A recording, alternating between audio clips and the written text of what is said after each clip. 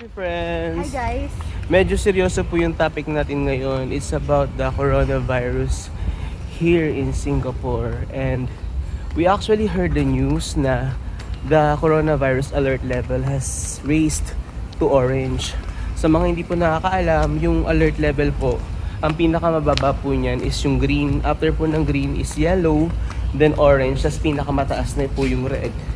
Pero despite of that naman daw po, ang sabi naman po ng government, there's no reason for us to panic, di ba? Kasi hindi pa naman widespread. Kapag red alert na, yung widespread na yung coronavirus dito sa Singapore. Yeah, and aside from that, sabi din naman daw, hindi pa din naman din daw required magmask ang mga tao. Hindi pa naman daw siya ganun ka-contagious. And another thing is, parang binabalaan pa rin tayo na continue pa rin ang personal hygiene, wash hands, sanitize, pag may sakit, pag lumabas ng bahay, ganun. Pero we're going to find out how is the Singapore actually coping or how are they dealing with it. So, we're going to see.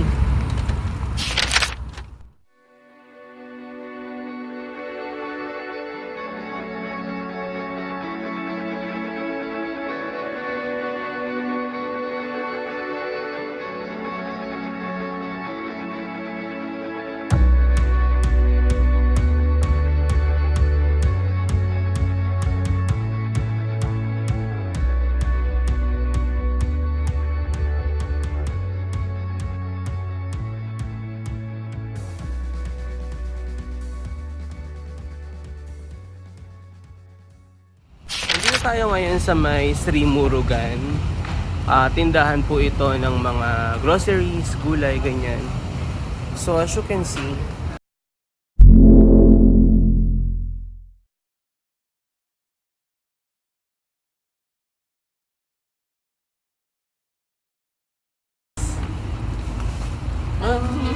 yeah, madalas kami dito pero normally hindi naman ganyan.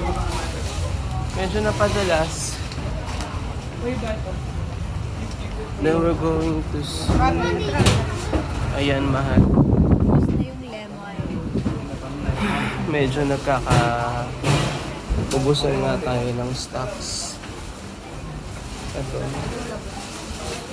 Yung mga gulay. Saan? Yung beans, medyo nasimot na rin.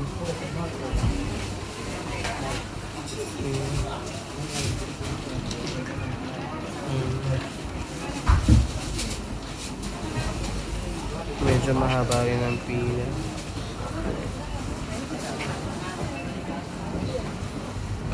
Kilo.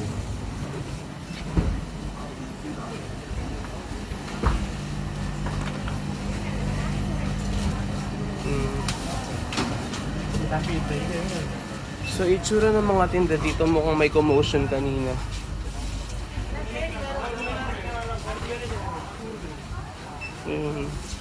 Kakaubos na rin ng stocks. So ano bibili natin? Ay, yung kanin. Kaya may kanin pa naman. Nakabili ka na ba ng kanin? Bigas?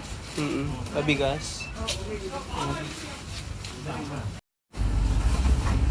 Ayan.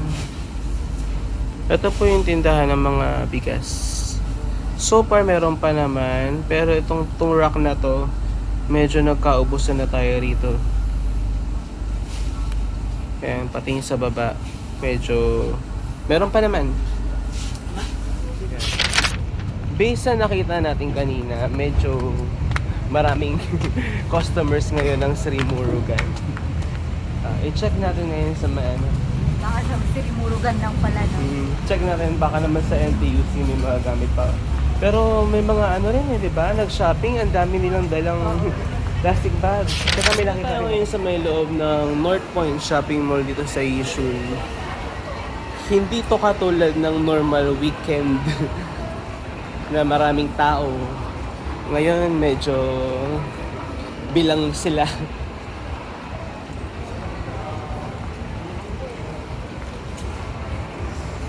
Tsaka medyo tahimik, no? Normally may ingay itong lugar na to eh.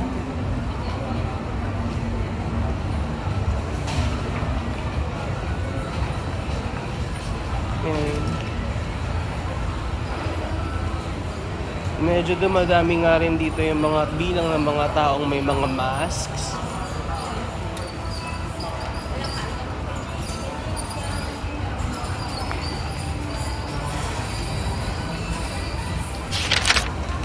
Andito tayo ngayon sa Watson's and we're going to check kung meron pa tayong masks.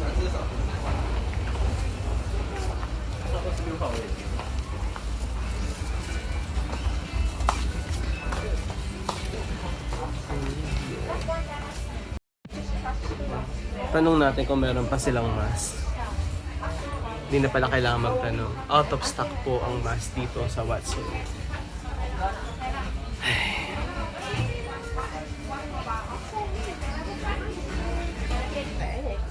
Wala na rin pong mga hand sanitizers. Dito po tayo sa next drugstore. Pangalan ng drugstore? Wellshop. Sa Wellshop.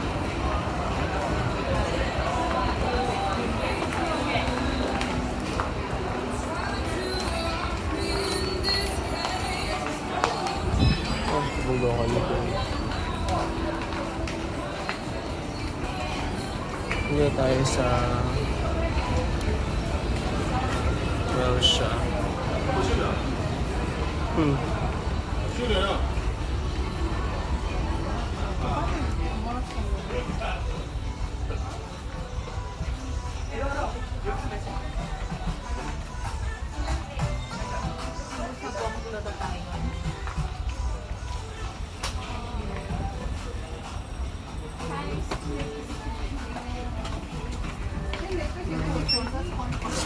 Meron din yata silang notice.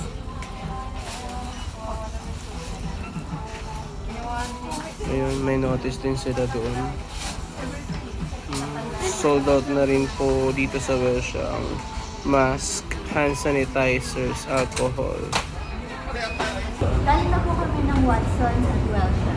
Parehong out of stock po ang mga mask, alcohol, saka hand sanitizers, pati yung wet wipes. Meron pang isang drugstore. Sa Guardians. Doon naman tayo. O, check natin yung Guardian. Yeah, andito tayo ngayon sa may Guardian. So, we will see.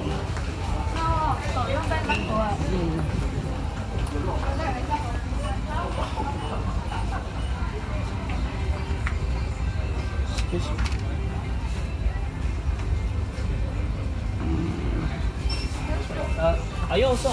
Ganun din. Mga N95 are sold out.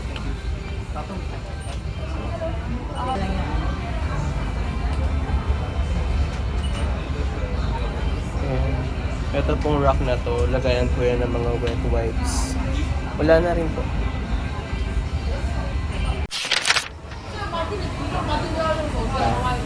Papasok tayo ngayon dito sa cold storage. Actually, hindi masyadong matao dito sa cold storage. Unlike sa NTUC kanina, di ba, ang daming tao. So far, may pagkain pa naman. Good news. May chicken pa for $1.90.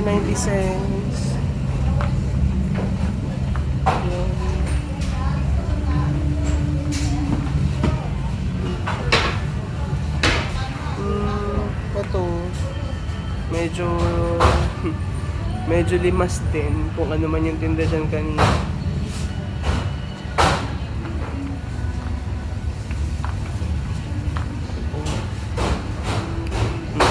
Meron pa naman.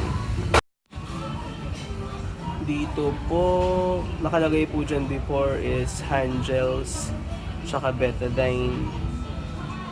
Ngayon wala na sila. Ay, sorry.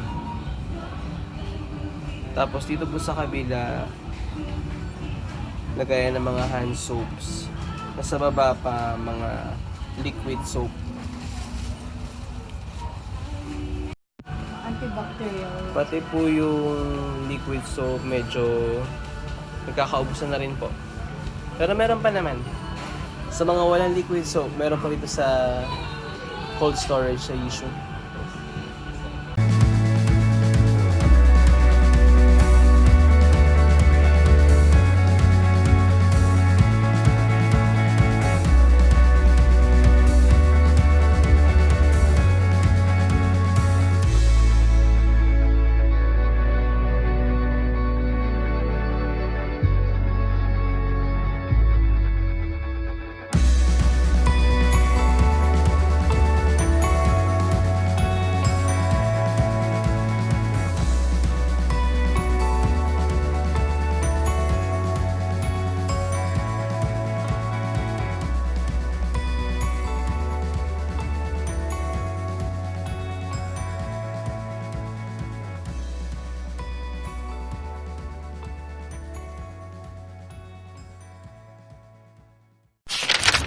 Punta tayo ngayon dito sa Value Dollar. Normally dito tayo nabili ng mga pasalubong, chocolates, ganyan.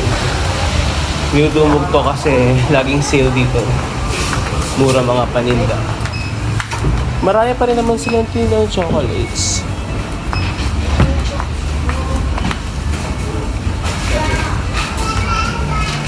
Ano ba ito? Ano ba nakalagay dyan dati?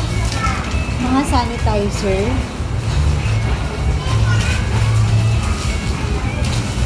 Ito rin, oh. Mga wipes. Diba? Ito. Mga wipes din yan dati.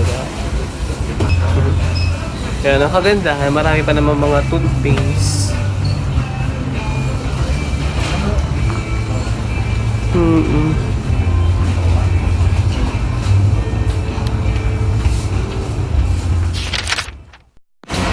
Guys, nandito tayo ngayon sa may NTUC. Tingnan nyo kung gaano kadaming taong nakapila sa cashier.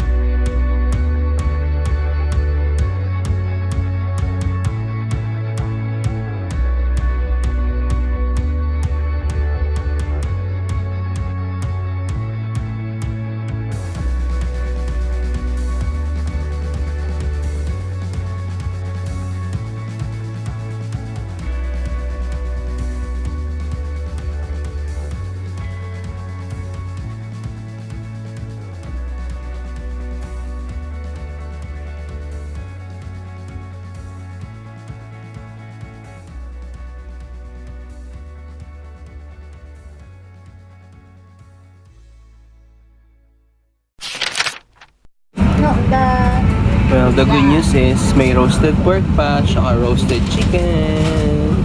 May pagkain mamaya. Ano masasabi mo sa nakita natin kanina? sobrang nagpanik yung mga tao kasi mapapansin mo talaga ang daming walang stock sa mga cans at saka noodles. Ikaw ano masasabi mo? Medyo maraming nawala, pati yung bigas. Pero marami pa namang tinda. Yung sadyang out of stock lang is yung masks, sanitizers, tapos syempre yung mga wipes medyo nagkakaubos na din. Pero the question is, masisisi mo ba yung mga tao kung ganun yung reaction nila? Understandable naman, di ba? Siyempre hindi naman din nila alam kung ano yung pwedeng mangyari. At saka at the same time, we don't know until when yung ganito. I think the thing that I can say is, I think it's okay to be ready. It's okay to be prepared. Pero at the same time, stay calm. Don't panic.